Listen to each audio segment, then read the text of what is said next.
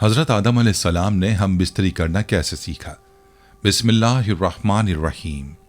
السلام علیکم رحمۃ اللہ وبرکاتہ۔ میں ہوں جمیل احمد جامی۔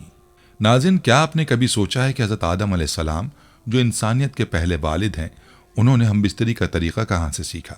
یہ ایک ایسا سوال ہے جو انسان کی تخلیق اور ابتدائی زندگی کے بارے میں ہمارے ذہنوں میں اٹھتا ہے۔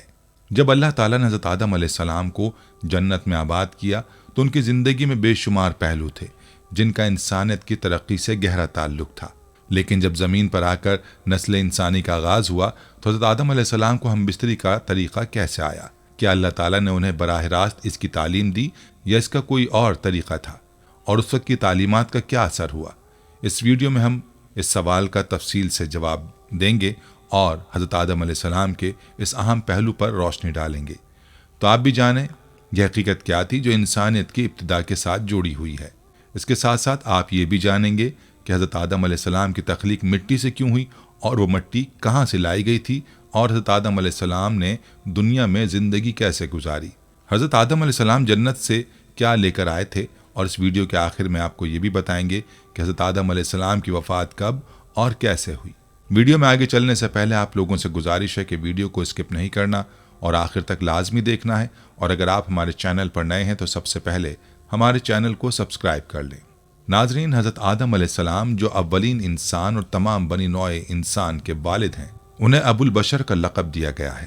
اللہ تعالیٰ نے اپنے خاص دست قدرت سے حضرت آدم علیہ السلام کا جسم مبارک تیار کیا اور اپنی جانب سے خاص روح پھونک کر انہیں پسندیدہ شکل میں پیدا فرمایا۔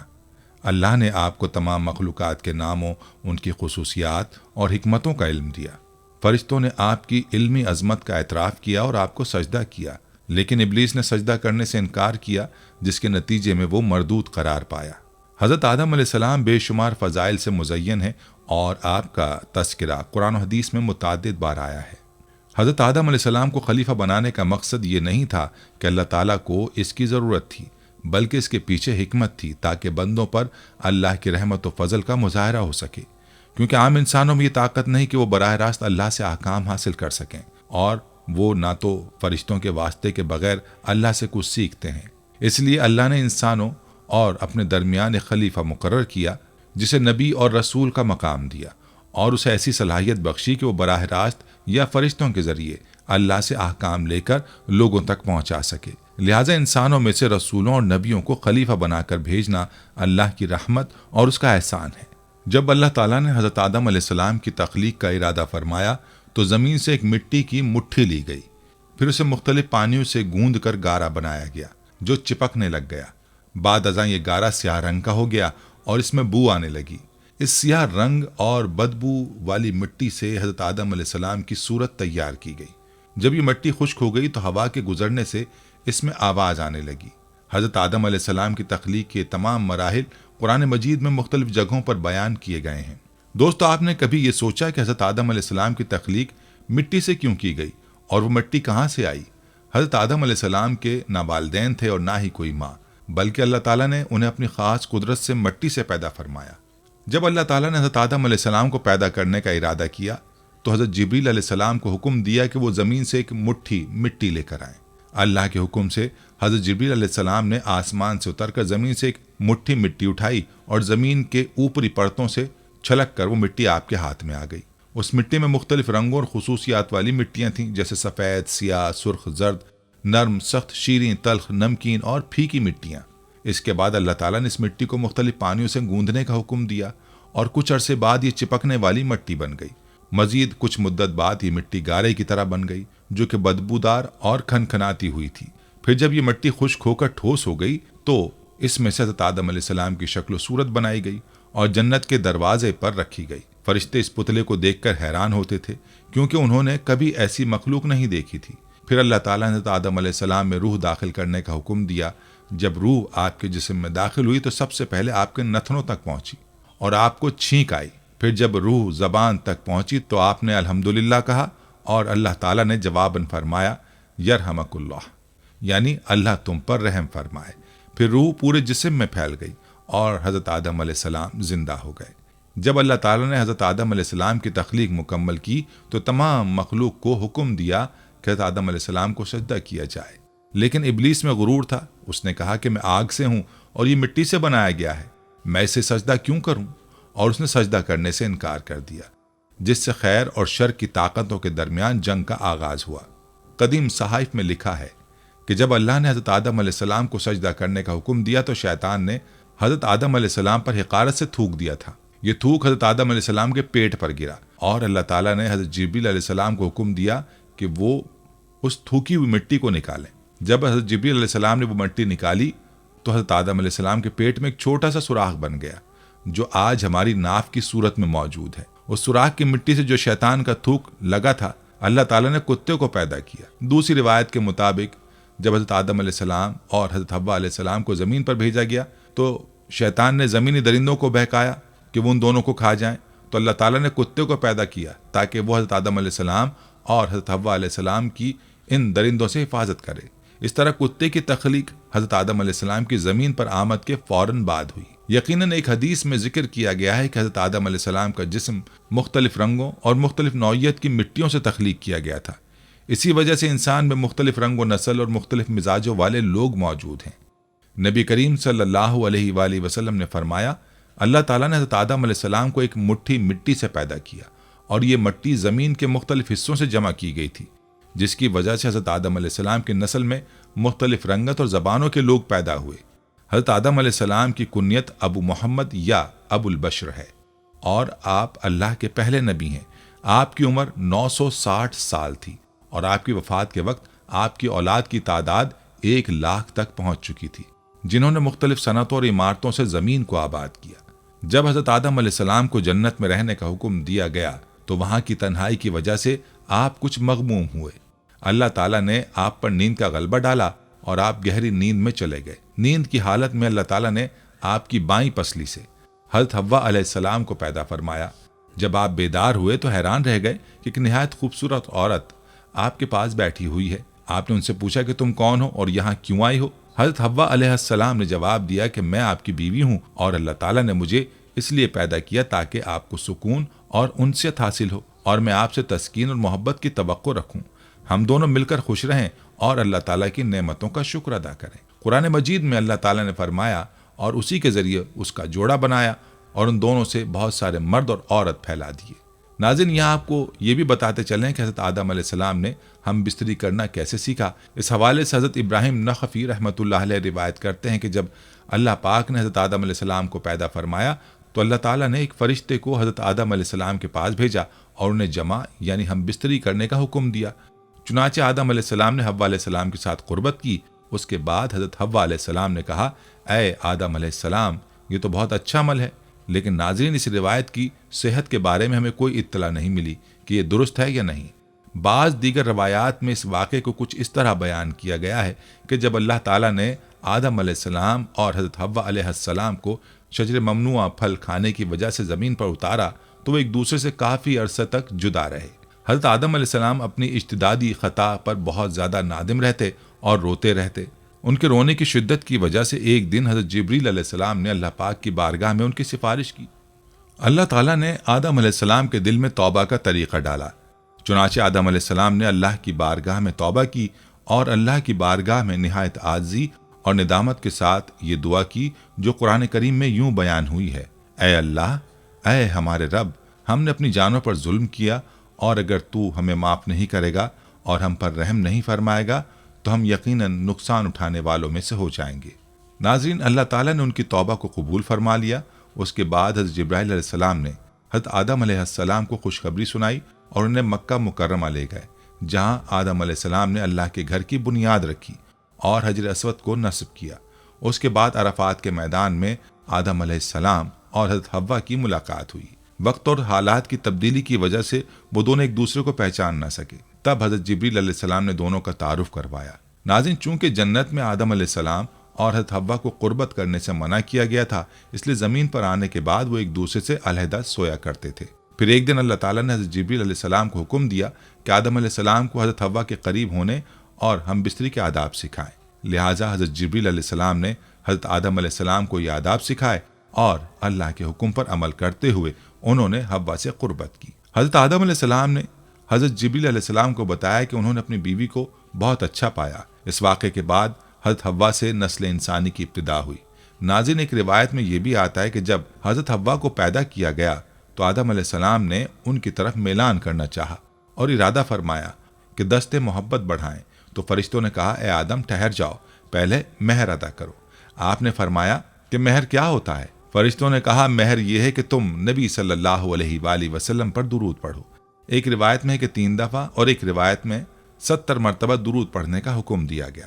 تاہم اس مسئلے میں اتفاق ہے کہ آدم علیہ السلام کا مہر یہی تھا کہ وہ نبی صلی اللہ علیہ وآلہ وسلم پر درود پاک پڑھیں۔ آپ نے درود پڑھا اور فرشتوں کی گواہی سے نکاح ہوا۔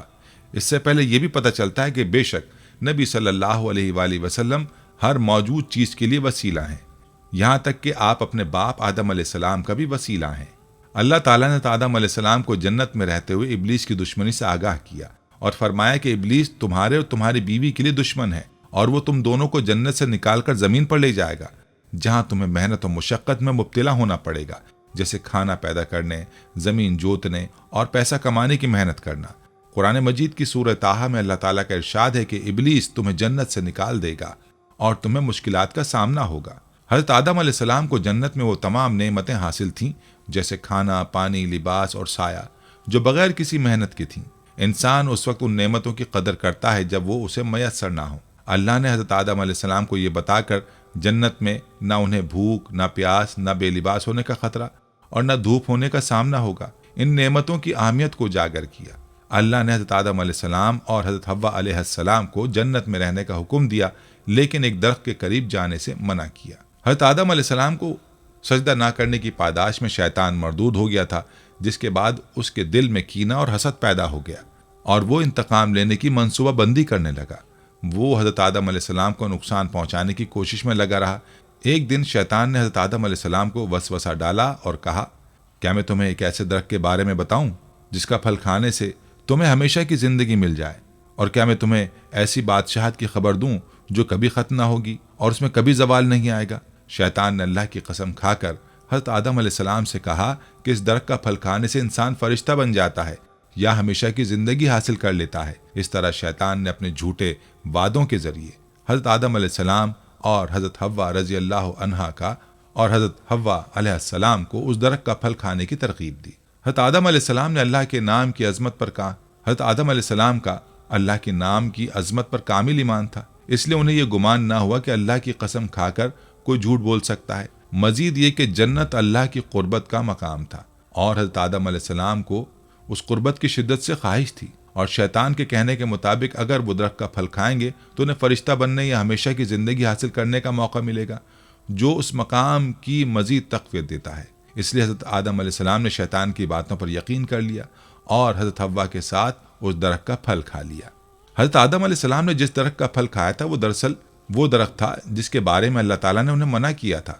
حضرت آدم علیہ السلام نے اس ممانعت کو شاید ایک معمولی سی تنبیہ سمجھا تھا، یا شاید انہیں خیال آیا کہ یہ ممانعت خاص ایک مخصوص درخت تک محدود ہے، اس لیے انہوں نے اسی نوعیت کے درخت کا پھل کھایا۔ یہ ایک اجتہادی غلطی تھی جس میں گناہ تو نہیں تھا، مگر یہ خطا ضرور تھی۔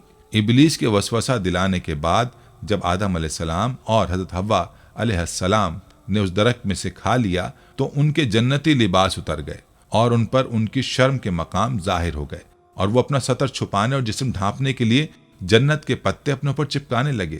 درخت کا پھل کھانے کی صورت میں حضرت آدم علیہ السلام سے اپنے رب تعالیٰ کے حکم میں لغزش واقع ہوئی، اور جو شیطان نے جھوٹ بول کر پھل کھانے کے فوائد بیان کی تھے وہ سب لا حاصل رہے، یعنی نہ فرشتہ بنے نہ ہی دائمی زندگی ملی، گو یا جو مقصد چاہا تھا وہ نہ پایا۔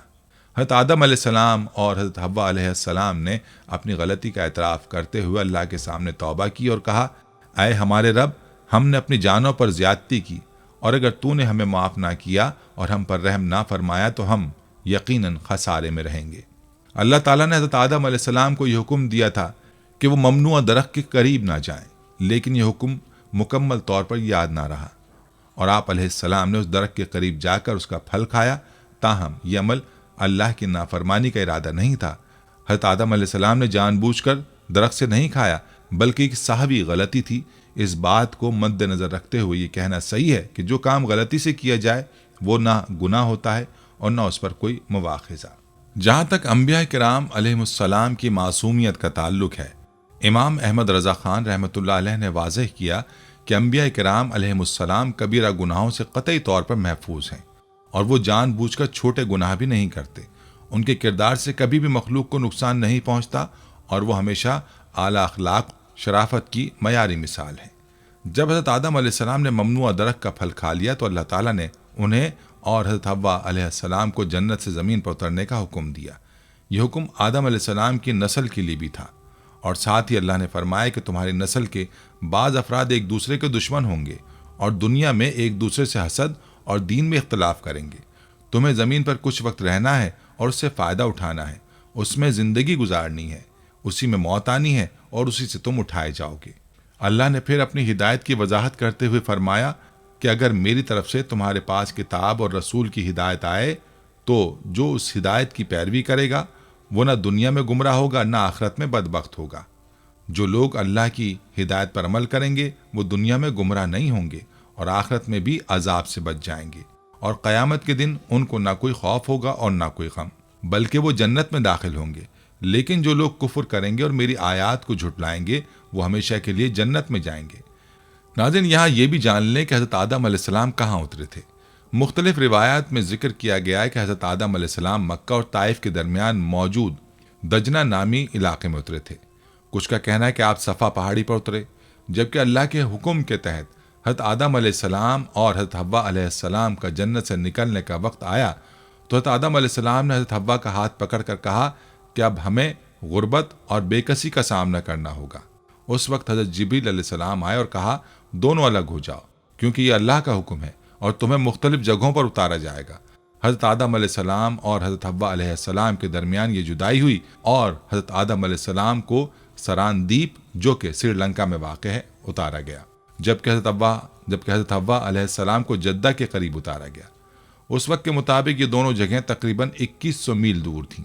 حضرت آدم علیہ السلام کی زبان جنت میں عربی تھی، لیکن جب آپ زمین پر اترے تو آپ کو سریانی زبان دی گئی۔ بعد میں جب آپ کی توبہ قبول ہوئی تو اللہ تعالیٰ نے آپ کو عربی زبان عطا کی۔ پھر ایک بار جب آپ حج پر تشریف لے گئے تو آپ کی ملاقات حضرت حوا علیہ السلام سے مزدلفہ کے مقام پر ہوئی۔ اسی وجہ سے مزدلفہ کے معنی قربت والی جگہ ہے۔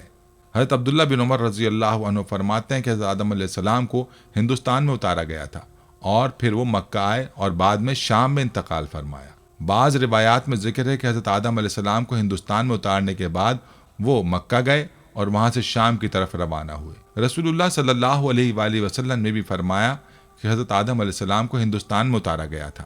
تاریخی طور پر سراندیپ جزیرے میں بوس پہاڑ پر حضرت آدم علیہ السلام کے قدموں کے نشان ملتے ہیں، اور اس پہاڑ کو کوہ آدم یا آدم کی چوٹی بھی کہا جاتا ہے، جو سری لنکا کی دوسری سب سے بلند چوٹی ہے۔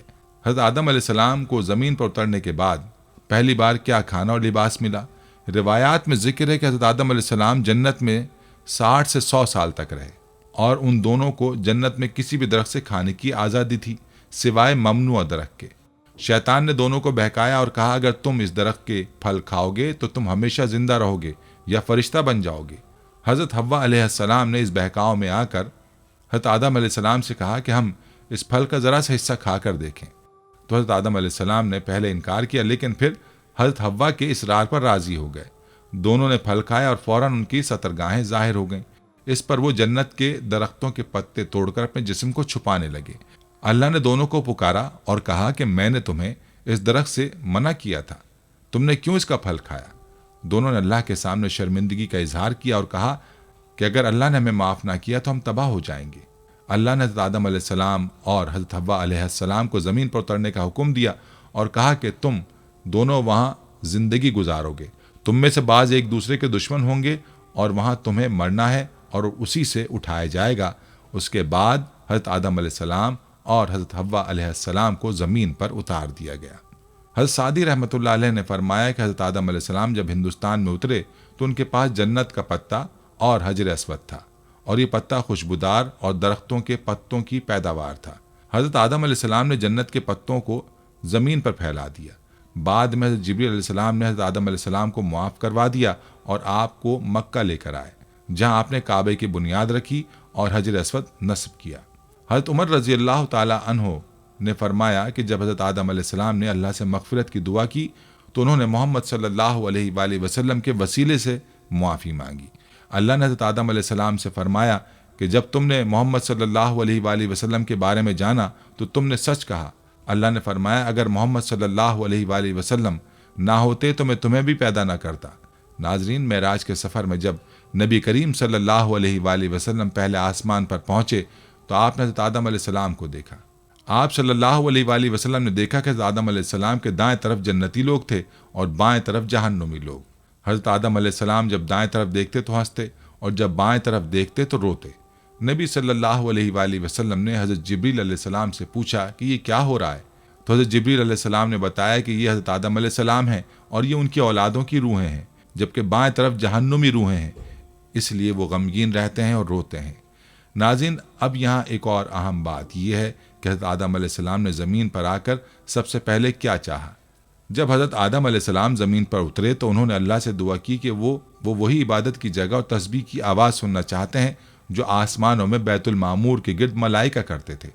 اس پر اللہ کا حکم آیا کہ آپ جس جگہ کو نشان کے طور پر دیکھیں وہاں کعبہ بنائیں اور اس کے گرد طواف کریں اور وہاں نماز پڑھیں۔ حضرت جبریل علیہ السلام نے حضرت آدم علیہ السلام کی رہنمائی کی اور انہیں اس جگہ پر لے گئے جو زمین کے آغاز کا مقام تھا، وہ جگہ جہاں سے زمین کی تخلیق ہوئی تھی۔ حضرت جبریل علیہ السلام نے اپنا پر مار کر 7ویں آسمان تک کعبے کی بنیاد رکھی۔ اس کے بعد ملائکہ نے 5 پہاڑوں کے پتھروں سے کعبے کی عمارت کی بنیاد رکھی، جن میں سے کوہ طور، کوہ لبنان، کوہ جودی، کوہ طور زیدہ اور کوہ ہرا شامل تھے۔ بنیاد مکمل ہونے کے بعد اس مقام کے ارد گرد دیواریں بنائی گئیں۔ حضرت آدم علیہ السلام یہاں نماز پڑھتے اور طواف کرتے رہتے۔ طوفان نوح تک کعبہ اسی حالت میں قائم رہا۔ طوفان کے دوران کعبے کی عمارت آسمان کی طرف اٹھا لی گئی اور اس جگہ ایک بلند ٹیلہ بن گیا۔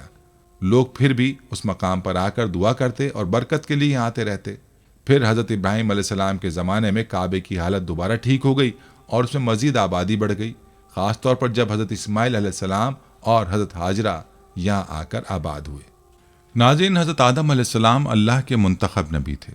جب اللہ تعالیٰ نے انہیں پیدا کرنے کا ارادہ کیا تو فرشتوں اور ابلیس سے فرمایا کہ میں مٹی کے سیاہ کھن کھناتے اور سڑے ہوئے گارے سے انسان بناؤں گا۔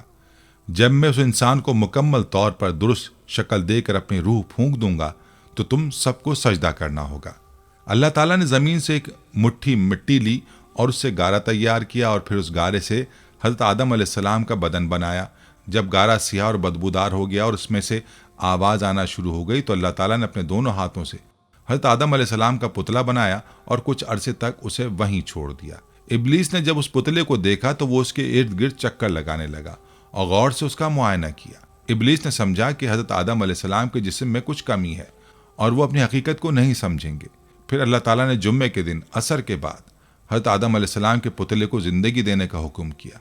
پھر اللہ تعالیٰ نے جمعے کے دن عصر کے بعد حضرت آدم علیہ السلام کے پتلے کو زندگی دینے کا حکم دیا۔ اس حکم کے ساتھ ہی پتلا زندہ ہو گیا۔ جب حضرت آدم علیہ السلام کی روح جسم میں آئی تو انہیں چھینک آئی اور اللہ کے حکم سے انہوں نے کہا الحمدللہ، تو اللہ تعالیٰ نے فرمایا یرحمک اللہ، یعنی اللہ تم پر رحم کرے۔ پھر اللہ تعالیٰ نے حضرت آدم علیہ السلام سے فرمایا کہ جاؤ فرشتوں کو سلام کرو اور سنو کہ وہ کیا جواب دیتے ہیں۔ حضرت آدم علیہ السلام گئے اور کہا السلام علیکم، تو فرشتوں نے جواب دیا وعلیکم السلام ورحمۃ اللہ وبرکاتہ۔ جب حضرت آدم علیہ السلام پیدا ہوئے تو تمام فرشتوں نے اللہ کے حکم پر حضرت آدم علیہ السلام کے سامنے سجدہ کیا، مگر ابلیس نے تکبر دکھایا اور سجدہ کرنے سے انکار کر دیا۔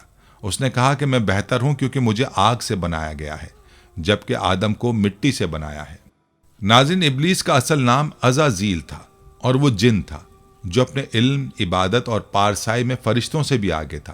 عزازیل نے اپنی عظمت اور مقام پر غرور کیا اور اسے اپنے علم پر اتنا یقین تھا کہ وہ اللہ کے حکم سے انکار کرنے کے قابل سمجھتا تھا۔ اس کے بعد اللہ نے عزازیل کو ابلیس یعنی مایوس کر دیا، اور جو اللہ کی رحمت سے مایوس ہو جائے وہ شیطان بن جاتا ہے۔ ابلیس نے حضرت آدم علیہ السلام کو بہکایا اور کہا کہ یہ درخت تمہیں ایسی سلطنت دے گا جس میں کبھی زوال نہیں آئے گا اور تم ہمیشہ زندہ رہو گے۔ اس طرح ابلیس نے حضرت آدم علیہ السلام اور حضرت حوا علیہ السلام کو اس درخت کا پھل کھانے کی ترغیب دی۔ ناظرین، واضح رہے کہ اللہ تعالیٰ نے اس درخت کا نام نہیں بتایا جس سے حضرت آدم علیہ السلام کو منع کیا تھا، اور اور اس کا ذکر کرنے سے ہمیں کوئی فائدہ نہیں ہوتا، کیونکہ اگر اللہ چاہتا تو ہمیں اس درخت کے بارے میں ضرور بتا دیتا۔ ناظرین، حضرت آدم علیہ السلام کی عمر 1000 سال مقرر کی گئی تھی اور حضرت داؤد علیہ السلام کی عمر 100 سال تھی۔ حضرت آدم علیہ السلام نے اپنی زندگی کے 40 سال حضرت داؤد علیہ السلام کو ہبہ کیے۔ حابیل کی وفات کے بعد اللہ تعالیٰ نے حضرت آدم علیہ السلام کو ایک اور بیٹا دیا جس کا نام حضرت شیس علیہ السلام رکھا۔ حضرت آدم علیہ السلام نے اپنی وفات سے قبل حضرت شیس علیہ السلام کو اپنی وصیت کی۔ جب حضرت آدم علیہ السلام کی روح فرشتوں نے قبض کی تو فرشتے خوشبو اور کفن لے کر آئے۔ پھر انہوں نے حضرت آدم علیہ السلام کا غسل دیا، کفن پہنایا اور نماز جنازہ ادا کی۔ بعد ازاں قبر کھود کر لحد میں دفن کیا۔ اس واقعے کے ساتھ اللہ تعالیٰ نے بنی آدم کو تدفین کے طریقے سکھائے۔ حضرت آدم علیہ السلام کا انتقال جمعے کے روز ہوا اور دفن کی جگہ واضح نہیں ہے۔ حضرت آدم علیہ السلام کی وفات کے بعد حضرت حوا علیہ السلام کا بھی انتقال ہوا۔ حضرت آدم علیہ السلام کا قد 60 ہاتھ تھا۔ حضرت ابو ہریرہ رضی اللہ عنہ سے روایت ہے کہ نبی کریم صلی اللہ علیہ وآلہ وسلم نے فرمایا کہ حضرت موسیٰ علیہ السلام نے حضرت آدم علیہ السلام سے یہ بحث کی کہ آپ نے لوگوں کو اپنی غلطی کی وجہ سے جنت سے نکال دیا۔ حضرت آدم علیہ السلام نے جواب دیا، اللہ تعالیٰ نے میرے بارے میں جو تقدیر لکھی تھی میں اس میں مداخلت نہیں کر سکتا تھا۔ نبی کریم صلی اللہ علیہ وآلہ وسلم نے فرمایا کہ حضرت آدم علیہ السلام دلیل کے ذریعے حضرت موسیٰ علیہ السلام پر غالب آ گئے۔ جہاں تک کہ حضرت آدم علیہ السلام کی وفات کا تعلق ہے تو ایک موقع پر حضرت جبریل علیہ السلام کی طرف سے حضرت آدم علیہ السلام کو تسلی دینے کے لیے آئے اور انہیں بتایا کہ اللہ تعالیٰ نے انہیں ایک اور بیٹا عطا کرے گا جس کی نسل سے پیغمبر پیدا ہوں گے۔ چنانچہ حابیل کی وفات کے 5 سال بعد حضرت آدم علیہ السلام کے ہاں حضرت شیس علیہ السلام پیدا ہوئے، جن کا نام شیس رکھا گیا۔ شیس کا مطلب ہے اللہ تعالیٰ کا دیا ہوا تحفہ، کیونکہ اللہ تعالیٰ نے حابیل کے بعد حضرت آدم علیہ السلام کو یہ بیٹا عطا کیا۔ جب حضرت آدم علیہ السلام کی وفات کا وقت قریب آیا تو انہوں نے اپنے بیٹوں سے کہا کہ وہ جنت کے میٹھے پھل تلاش کریں۔ جب وہ اس تلاش میں نکلے تو فرشتے ان کے سامنے آئے جن کے پاس حضرت آدم علیہ السلام کا کفن اور خوشبو تھی۔ فرشتوں نے ان سے کہا کہ تمہارے والد وفات پا چکے ہیں۔ حضرت آدم علیہ السلام کی روح قبض کرنے کے لیے جب فرشتے آئے تو حضرت حوا علیہ السلام نے انہیں پہچان لیا اور حضرت آدم علیہ السلام سے چمٹ گئیں۔ حضرت آدم علیہ السلام نے انہیں کہا کہ مجھے اپنے رب کے فرشتوں کے ساتھ جانے دو، کیونکہ تمہاری ہی وجہ سے ہمیں پہلے مصیبت کا سامنا ہوا تھا۔ فرشتوں نے حضرت آدم علیہ السلام کی روح قبض کی، ان کا غسل دیا، کفن پہنایا اور خوشبو لگائی۔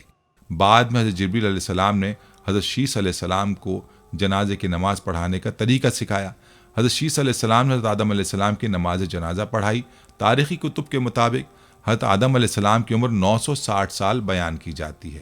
حضرت ابن عباس رضی اللہ تعالی عنہ نے ذکر کیا کہ حضرت نوح علیہ السلام نے طوفان کے بعد کشتی سے اتر کر حضرت آدم علیہ السلام کو بیت المقدس میں دفن کیا۔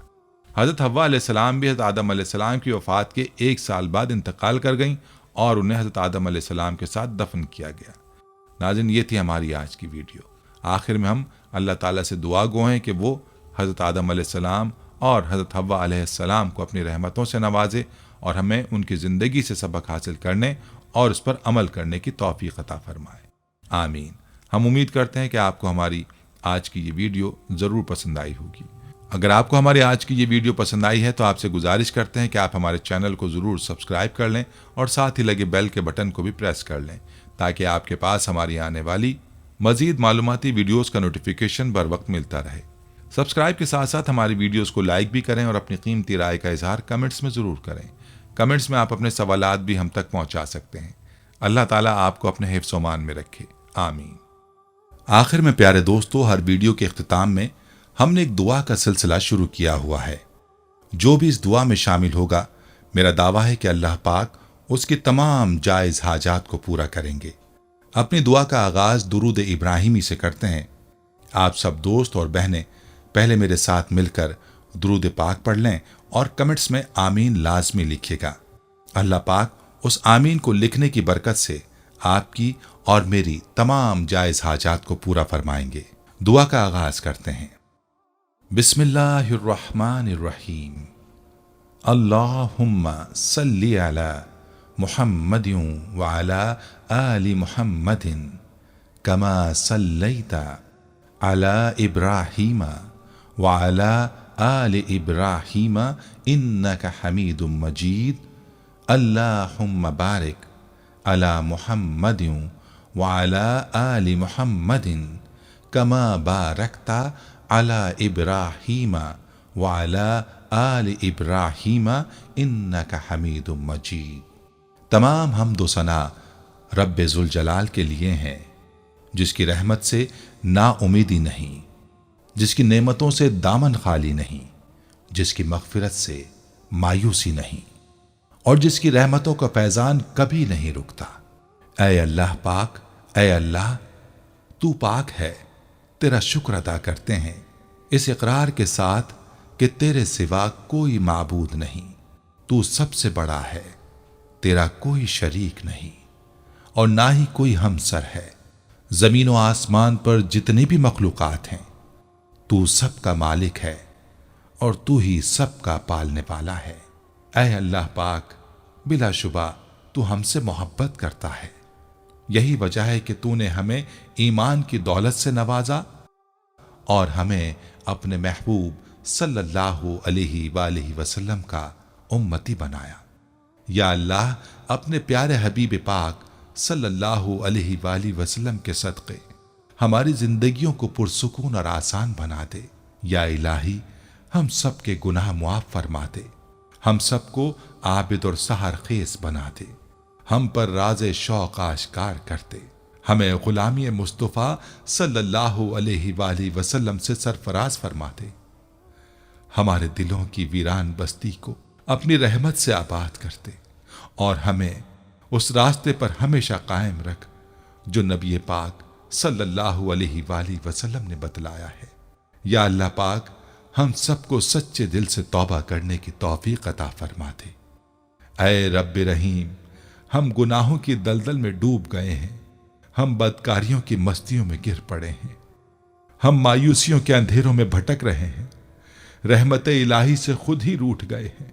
ऐ अल्लाह, हम निदामत के आंसुओं से नाआशना हैं, हम एक सच्ची तौबा के तलबगार हैं। ऐ अल्लाह पाक, अपनी रहमत से हमें वो सच्ची तौबा अता फरमा। ऐ परवरदिगार, हमें हमारे वालिदैन को, हमारे अहल व अयाल को, हमारे आबा व अजदाद और हमारी आने वाली नस्लों को अपनी आफियत अता फरमा। हम सबको बेहिसाब रिज़्क़ अता फरमा, हम सबको हासिदों के हसद से बचा। दोनों जहानों के मालिक, जब हम थक जाएं तो हमें आराम पहुंचाना, जब मुश्किलें भर जाएं तो आसानी बन जाना, जब हम कमजोर पड़ जाएं तो हमारी ताकत बन जाना, जब हम दुख और तकलीफ में हों तो हमारा मरहम बन जाना, जब हम मायूस हो जाएं तो हमारा भरोसा और यकीन बन जाना, जब हम भूख से निढाल हो जाएं तो तेरी याद ही हमारी ग़िज़ा बन जाए, जब हर तरफ बेचैनियां भर जाएं तो ऐ पाक परवरदिगार हमारा सुकून बन जाना, जब हमारे अंदर मायूसी का अंधेरा भरने लगे तो उम्मीद की रोशनी बन जाना, जब हर चीज़ हमारे लिए नामुमकिन हो जाए तो हर चीज़ को अपने ख़ास फज़ल व करम से मुमकिन बना देना। ऐ अर्ज़ व समा के मालिक, तू गफ़ूर है, तू रहीम है, हम सब की तौबा कबूल करना, हमारे सगीरा कबीरा गुनाहों को धो दे, हमारे दिलों को हिदायत अता फरमा, हमारी ज़ुबान को दुरुस्तगी और नरमी अता फरमा, हम सबको गुनाहों से बचा और नेक अमाल करने की तौफीक अता फरमा। ऐ अल्लाह, जिस तरह तू बारिश बरसाकर सूखी ज़मीन की प्यास बुझाता है, उसी तरह अपनी रहमत से हमारे दिलों को भी सैराब कर दे। बेशक तू बड़ा मेहरबान और निहायत रहम करने वाला है। ऐ परवरदिगार, हम सबको हर उस नेमत से सरफराज फरमा जिसमें हमारे लिए खैर व बरकत हो, इज्जत व वक़ार हो, राहत व सुकून हो, सेहत और तंदुरुस्ती हो, तरक्की हो, खुशहाली हो और दुनिया और आखिरत की भलाई हो। ऐ हमारे अल्लाह, हमारी जिंदगियों को मोहब्बत का उन्मान बना दे कि हम सबसे ज्यादा तुझसे मोहब्बत करें, तुझको फौकियत दें, तेरी इबादत करें, तेरा हुक्म मानें, तेरे बताए हुए रास्ते पर चलते रहें यहां तक कि हमारी जिंदगी तमाम हो जाए और तू हमें अपने नूर से ढांप ले, वो नूर जो हमारे सीने को मुनव्वर कर दे, वो नूर जो कब्र को रोशन कर दे, वो नूर जो पुले सिरात पर रोशनी बन जाए। ऐ हमारे रब, हमको भी उन खुश नसीबों में शामिल फरमा जिनकी तौबा तू कबूल करता है, जिनके गुनाहों को तू अपने फजलो करम اور رحمت سے نیکیوں میں تبدیل کرتا ہے۔ یا اللہ، ہمارے پاس کوئی عمل نہیں ہے، ہمیں صرف تیری رحمت کا آسرا ہے۔ اے پروردگار، ہمیں اپنی رحمت میں ڈھانپ لے۔ اے بلندیوں کے بادشاہ، اے رب کائنات، ہمارے دل اور ہمارے قدم اپنی رضا کی طرف پھیر دے۔ آمین یا رب العالمین۔